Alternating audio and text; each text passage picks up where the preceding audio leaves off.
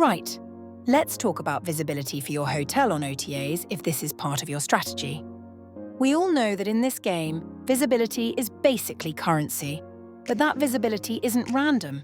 It's engineered by something called OTA Ranking Factors.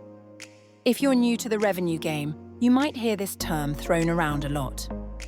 Simply put, these are the proprietary algorithms that Booking.com, Expedia, and the others use to decide exactly where your hotel sits in the search results.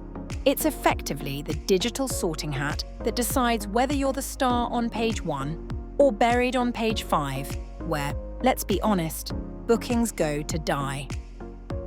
Here is why this actually matters to us on the ground. The vast majority of travellers never scroll past those first few options.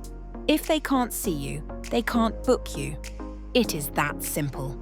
But it goes deeper than just losing a commission booking. It hits the whole ecosystem. We call it the billboard effect. When you rank high on an OTA, it can act as free advertisement for your hotel. Guests see you there, then go search for your brand and book direct.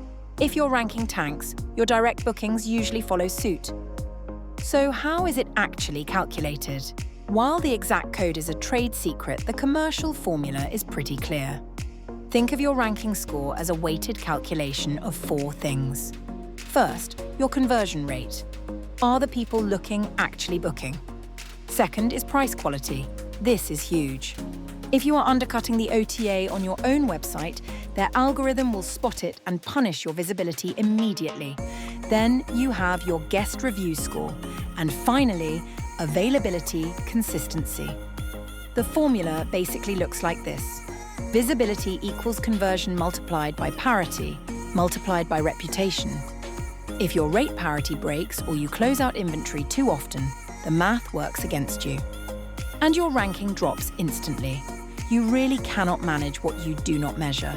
To understand the weights of these variables and how to optimize your specific score, head over to hoteladder.com.